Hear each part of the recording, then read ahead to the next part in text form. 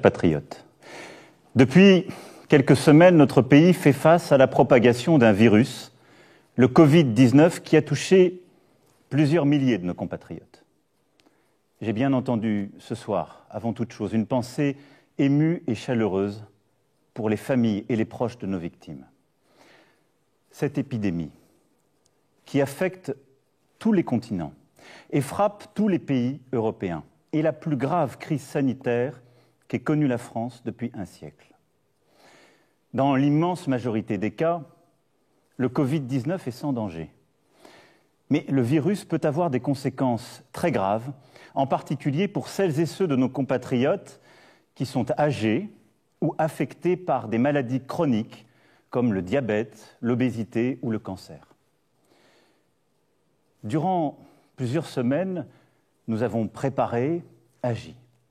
Les personnels des hôpitaux, médecins, infirmiers, ambulanciers, les agents des SAMU de nos hôpitaux, les médecins de ville, l'ensemble des personnels du service public de la santé en France sont engagés avec dévouement et efficacité. Si nous avons pu retarder la propagation du virus et limiter les cas sévères, c'est grâce à eux. Parce que tous ont répondu présent. Tous ont accepté de prendre du temps sur leur vie personnelle, familiale, pour notre santé. C'est pourquoi, en votre nom, je tiens avant toute chose à exprimer ce soir la reconnaissance de la nation à ces héros en blouse blanche, ces milliers de femmes et d'hommes admirables qui n'ont d'autre boussole que le soin, d'autres préoccupations que l'humain, notre bien-être, notre vie tout simplement. Je veux aussi ce soir saluer le sang-froid dont vous avez fait preuve. Face à la propagation du virus, vous avez pu ressentir pour vous-même, pour vos proches, de l'inquiétude, voire de l'angoisse, et c'est bien légitime. Tous, vous avez su faire face, en ne cédant ni à la colère, ni à la panique. Mieux, en adoptant les bons gestes, vous avez ralenti la diffusion du virus et ainsi permis à nos hôpitaux et nos soignants de mieux se préparer. C'est cela, une grande nation. Des femmes et des hommes capables de placer l'intérêt collectif au-dessus de tout, une communauté humaine qui tient par des valeurs, la solidarité, la fraternité. Cependant, mes chers compatriotes, je veux vous le dire ce soir avec beaucoup de gravité, de lucidité, mais aussi la volonté collective que nous adoptions la bonne organisation. Nous ne sommes qu'au début de cette épidémie. Et partout en Europe, elle s'accélère, elle s'intensifie. Face à cela, la priorité absolue pour notre nation sera notre santé. Je ne transigerai sur rien. Et un principe nous guide pour définir nos actions. Il nous guide depuis le début pour anticiper cette crise, puis pour la gérer depuis plusieurs semaines. Et il doit continuer de le faire. C'est la confiance dans la science. C'est d'écouter celles et ceux qui savent. Les plus grands spécialistes européens se sont exprimés ce matin dans une publication importante. J'ai réuni aujourd'hui, avec le Premier ministre, le ministre de la Santé, notre comité scientifique de suivi. Nous avons en France les meilleurs virologues, les meilleurs épidémiologistes, des spécialistes de grand renom, des cliniciens aussi, des gens qui sont sur le terrain et que nous avons écoutés comme nous faisons depuis le premier jour.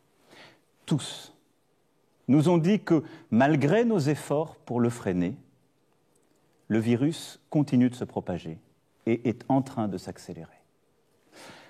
Nous le savions, nous le redoutions.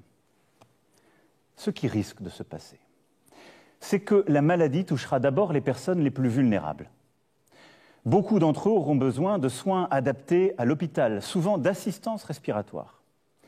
C'est pourquoi, et j'y reviendrai dans un instant, nous prenons des mesures très fortes pour augmenter massivement nos capacités d'accueil à l'hôpital. Car l'enjeu est de continuer à aussi soigner les autres maladies. C'est aussi de se préparer à une possible deuxième vague qui touchera un peu plus tard, en nombre beaucoup plus réduit, des personnes plus jeunes, a priori moins exposées à la maladie, mais qu'il faudra soigner également. Dans ce contexte, l'urgence est de protéger nos compatriotes les plus vulnérables. Et l'urgence est de freiner l'épidémie afin de protéger nos hôpitaux, nos services d'urgence et de réanimation, nos soignants qui vont avoir à traiter, comme je viens de vous l'expliquer, de plus en plus de patients atteints. Ce sont là nos priorités. C'est pour cela qu'il nous faut continuer de gagner du temps et suivre celles et ceux qui sont les plus fragiles. Protéger les plus vulnérables d'abord. C'est la priorité absolue.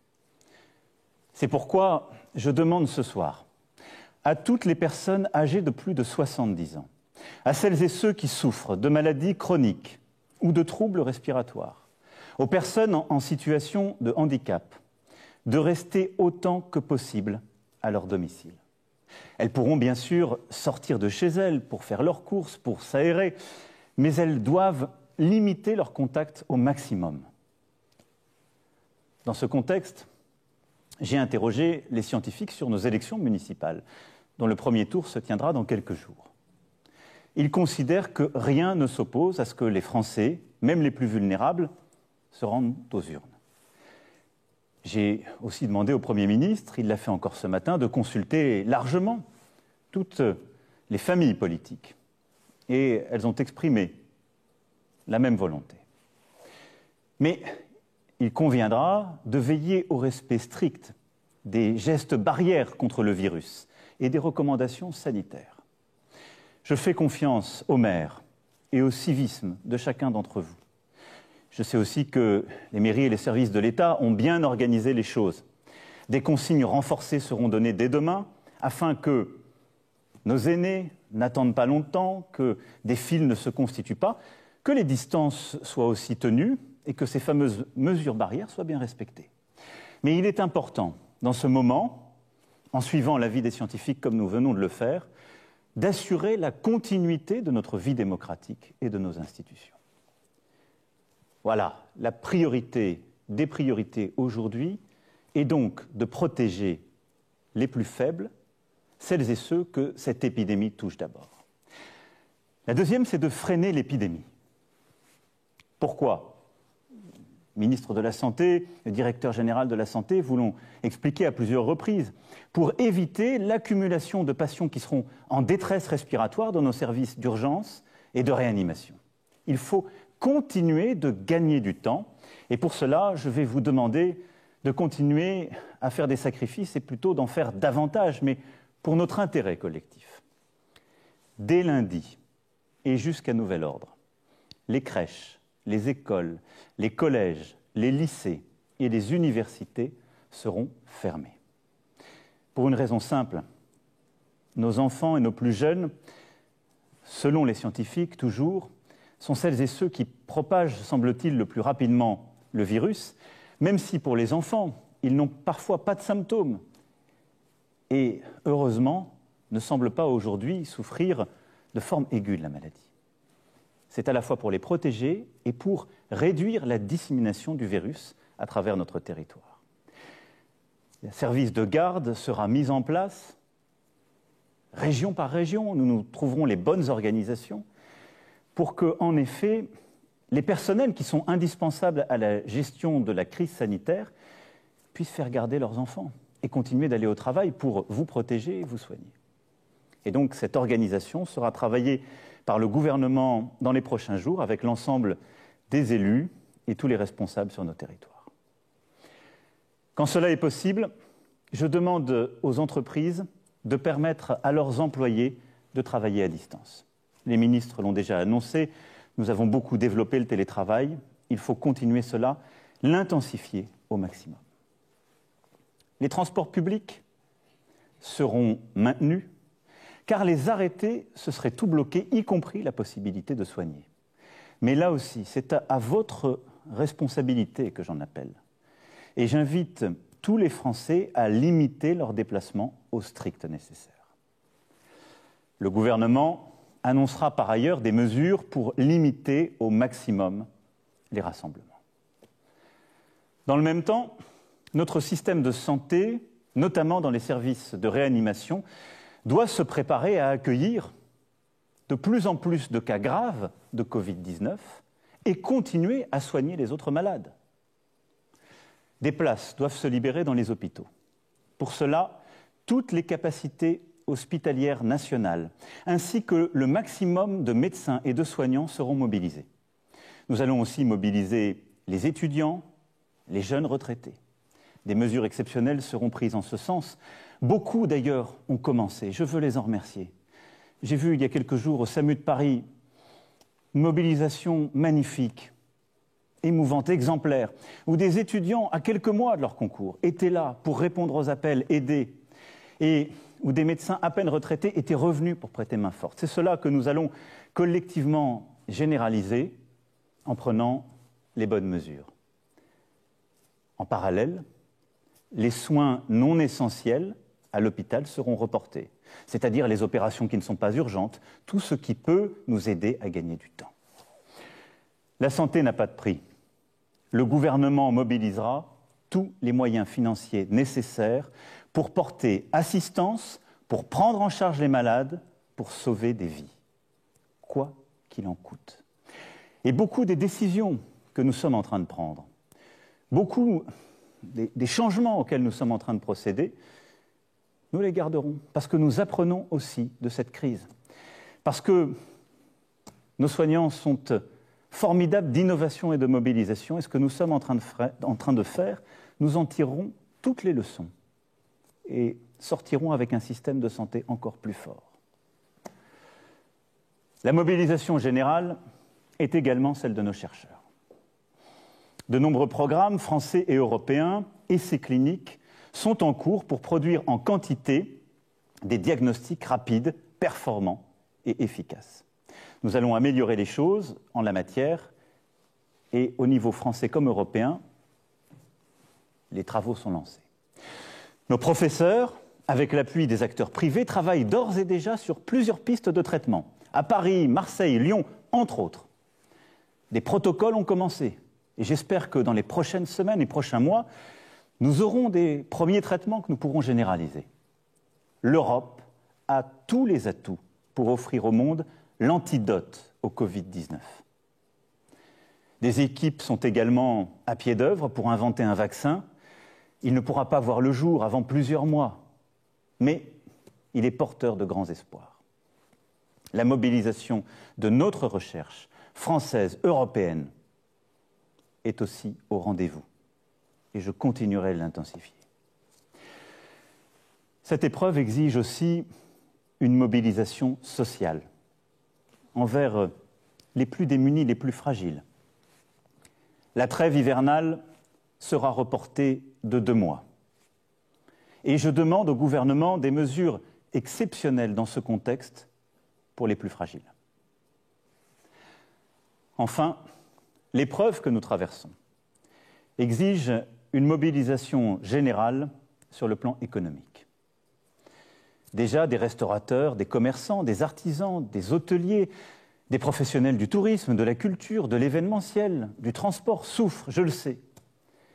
Les entrepreneurs s'inquiètent pour leur carnet de commandes. Et tous, vous vous interrogez pour votre emploi, pour votre pouvoir d'achat. Je le sais, c'est légitime. Et avec les décisions que je viens d'annoncer ce soir, cette inquiétude économique va évidemment s'accroître. Nous n'ajouterons pas aux difficultés sanitaires la peur de la faillite pour les entrepreneurs, l'angoisse du chômage et des fins de mois difficiles pour les salariés. Aussi, tout sera mis en œuvre pour protéger nos salariés et pour protéger nos entreprises, quoi qu'il en coûte, là aussi. Dès les jours à venir, un mécanisme exceptionnel et massif de chômage partiel sera mis en œuvre. Des premières annonces ont été faites par les ministres. Nous irons beaucoup plus loin. L'État prendra en charge l'indemnisation des salariés contraints à rester chez eux. Je veux en la matière que nous inspirions de ce que les Allemands ont su par exemple mettre en œuvre avec un système plus généreux, plus simple que le nôtre. Je veux que nous puissions préserver les emplois et les compétences, c'est-à-dire faire en sorte que les salariés puissent rester dans l'entreprise, même s'ils sont obligés de rester à la maison, et que nous les payons. Je veux que nous puissions protéger aussi nos indépendants. Et donc nous prendrons toutes les mesures nécessaires pour donner cette garantie sur le plan économique. Toutes les entreprises qui le souhaitent pourront reporter sans justification, sans formalité, sans pénalité, le paiement des cotisations et impôts dus en mars. Nous travaillerons ensuite sur les mesures nécessaires ou d'annulation ou de rééchelonnement. Mais je nous connais collectivement. On prend toujours trop de temps à faire cela. Je veux, pour nos forces économiques, des mesures simples. Les échéances qui sont dues dans les prochains jours et les prochaines semaines seront suspendues pour toutes celles et ceux qui en ont besoin. Nous défendrons nos entreprises de toute taille. Nous défendrons l'ensemble des travailleurs et des travailleuses. En parallèle, j'ai demandé au gouvernement de préparer d'ores et déjà un plan de relance national et européen cohérent avec nos priorités et nos engagements pour l'avenir. Nous devons aussi porter une réponse européenne. La Banque centrale a déjà aujourd'hui fait part de ses premières décisions. Seront-elles suffisantes? Je ne le crois pas. Il lui appartiendra d'en prendre de nouvelles. Mais je vais être là aussi très clair avec vous ce soir. Nous, Européens, ne laisserons pas une crise financière et économique se propager. Nous réagirons fort et nous réagirons vite. L'ensemble des gouvernements européens doit prendre les décisions de soutien de l'activité, puis de relance, quoi qu'il en coûte. La France le fera, et c'est cette ligne que je porterai au niveau européen en votre nom.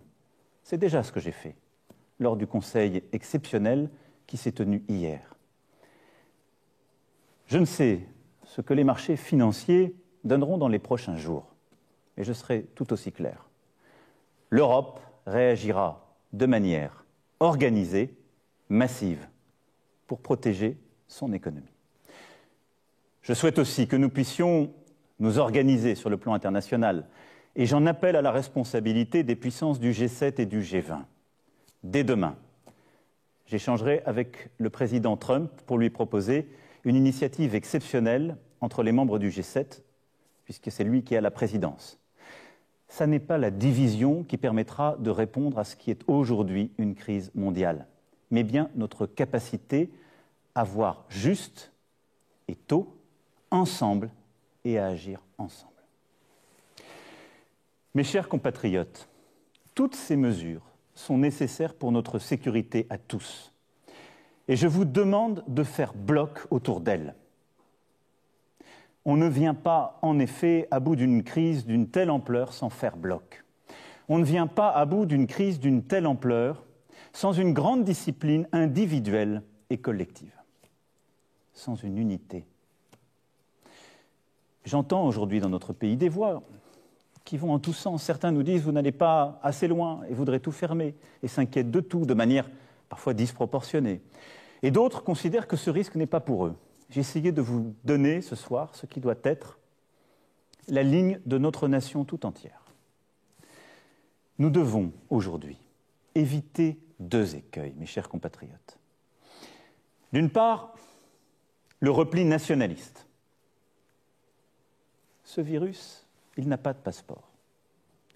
Il nous faut unir nos forces, coordonner nos réponses, coopérer. La France est à pied d'œuvre, la coordination européenne est essentielle et j'y veillerai. Nous aurons sans doute des mesures à prendre, mais il faut les prendre pour réduire les échanges entre les zones qui sont touchées et celles qui ne le sont pas. Ce ne sont pas forcément les frontières nationales. Il ne faut céder là à aucune facilité, aucune panique. Nous aurons sans doute des mesures de contrôle, des fermetures de frontières à prendre. Mais il faudra les prendre quand elles seront pertinentes et il faudra les prendre en européen à l'échelle européenne. Car c'est à cette échelle-là que nous avons construit nos libertés et nos protections. L'autre écueil, ce serait le repli individualiste. Jamais de telles épreuves ne se surmontent en solitaire.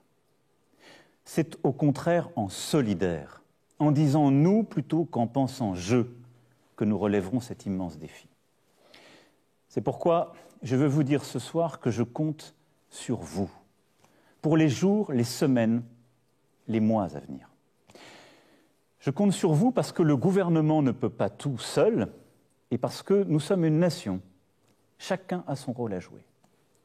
Je compte sur vous pour respecter les consignes qui sont et seront données par les autorités et en particulier ces fameux gestes barrières contre le virus.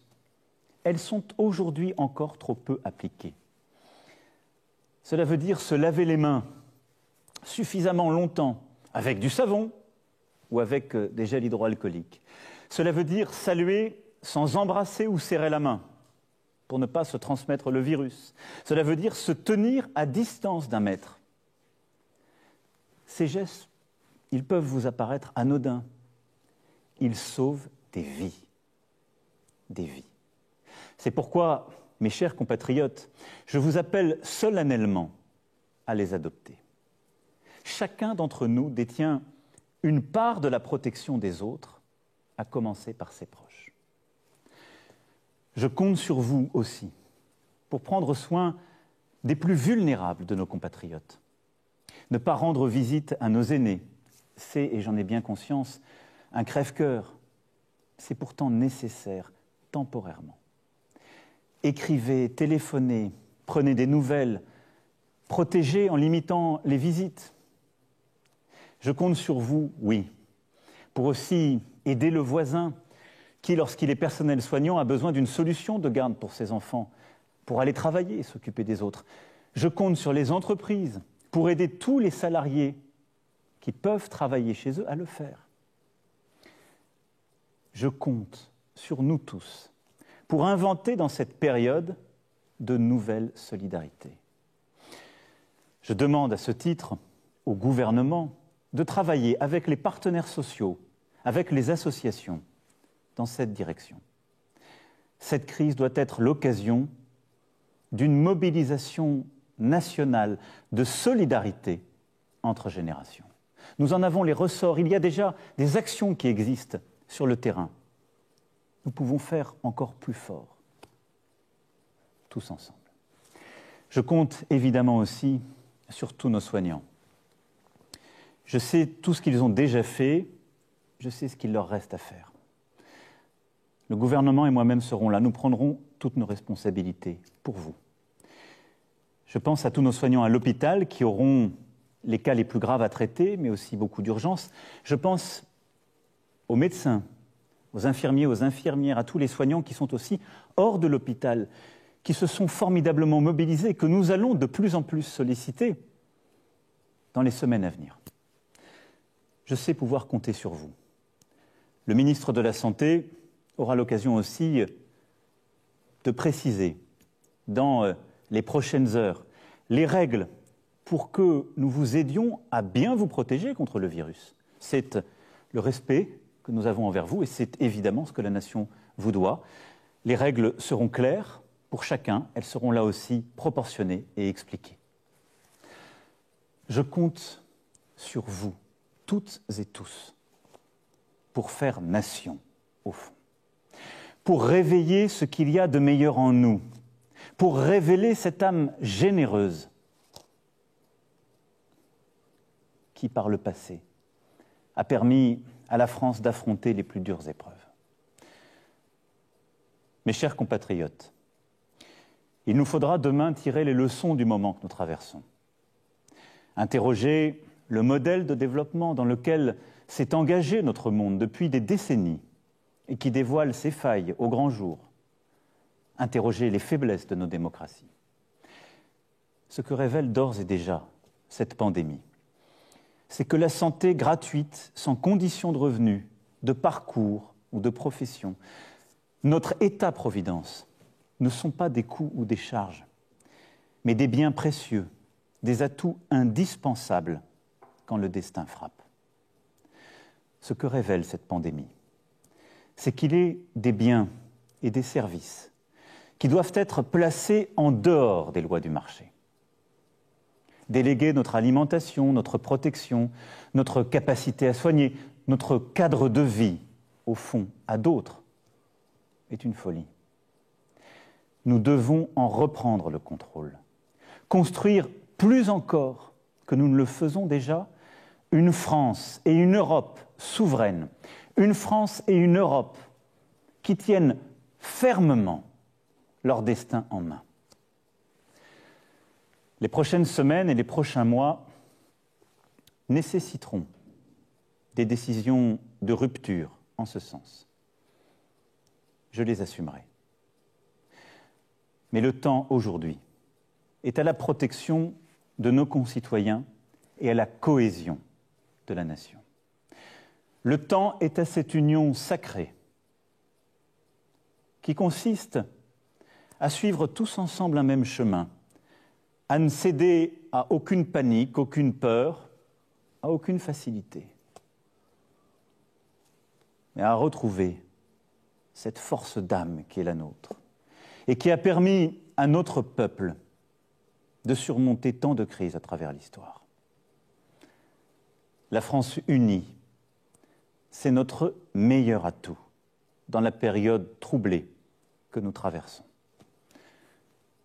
Nous tiendrons tous ensemble. Vive la République, vive la France.